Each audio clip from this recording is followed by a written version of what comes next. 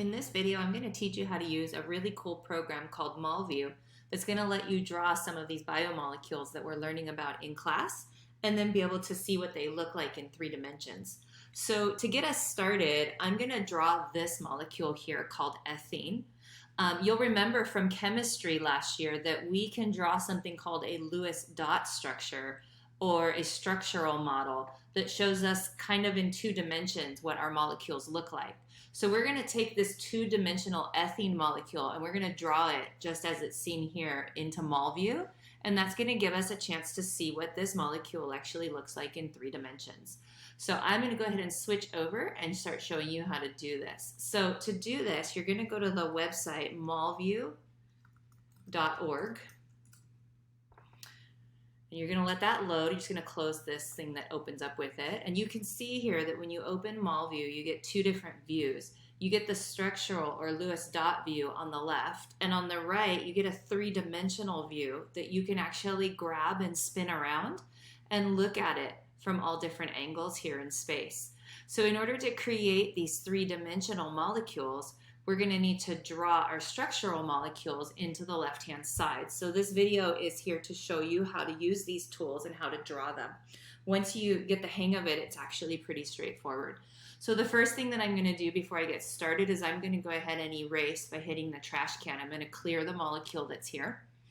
And so I want to draw ethene, the molecule that I showed you back at the beginning.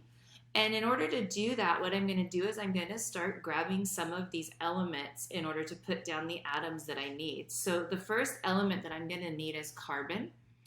And my ethene molecule has 2 carbon atoms in the center. So I'm going to go ahead and I'm just going to draw 2 carbon atoms side by side.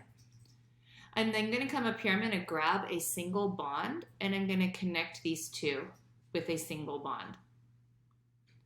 Now you may remember looking back at the ethene molecule that I actually don't want this to be a single, I want this to be a double bond. So what do? Well, I could have drawn a double bond to begin with using the double bond tool, or the cool thing about MolView is whenever I make a mistake, I just click on what I want, click where I want it, and now like magic I have a double bond.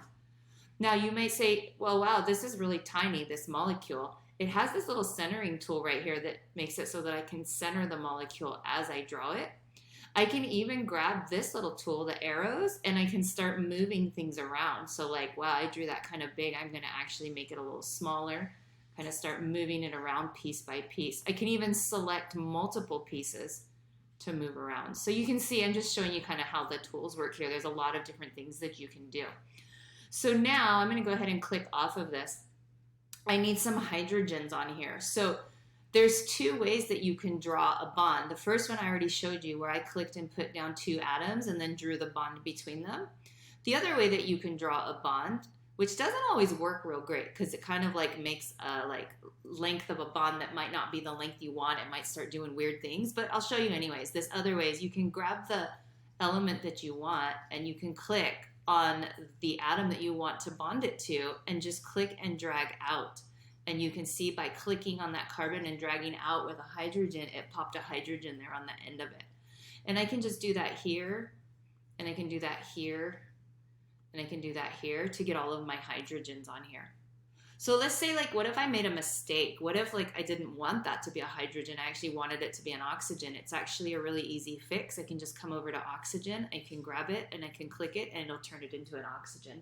In this case, I actually did want the hydrogen, so I'm going to put it back. What if I made a mistake and I don't even want this hydrogen here at all? I actually don't want anything here. I can go grab the eraser tool and I can just erase it. Or I can go here and get it and bring it back. I'm going to put it back this way just to kind of show you the different ways that you can do that. Okay. So now that I have this model drawn, I want to see it over here on the right-hand side in 3 dimensions. So I'm going to go ahead and click on 2D to 3D, give it a minute to render. And here I have it. This is my ethene model. This is my ethene molecule that I drew in 2 dimensions. I can zoom into it. Ooh, zoom in a lot. I can zoom out. I can kind of spin it around. If I want to see this thing full view, taking up the whole screen, I can come up here to MolView and I can switch to just 2D. Oh, that's not what I wanted. I wanted just 3D. And now I see it only my 3D model. and I can spin it around and kind of play with it. I can go back here and I can put it back 2D, 3D side by side, or I can change my view if I want to 2D, 3D top and bottom. I kind of like the side by side. It's the easiest to see, but there you go. There you have it. How to draw a molecule in MolView and then be able to see it in 3 dimensions and be able to spin it around in space. Now I'm going to erase this one and I'm going to show you one more thing that might become helpful. You'll notice that a lot of our biomolecules are built on a hexagon or a pentagon. What if I want to get that shape? Well, I could draw that shape by hand, no problem, just every molecule or every atom at a time and attach them all with the bonds. Or I can come over here and I can just grab the shape I want. I can put down a pentagon and it automatically knows that those are all carbon atoms. I can center that, make it big. What if they're not all carbon atoms? What if one of them needs to be an oxygen? Well, I can just grab an oxygen and I can just replace it.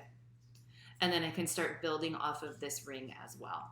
So I hope that this quick little tutorial has kind of showed you some of the tools and will help you really get started here using MolView to build yourself some molecules and see them in 3 dimensions.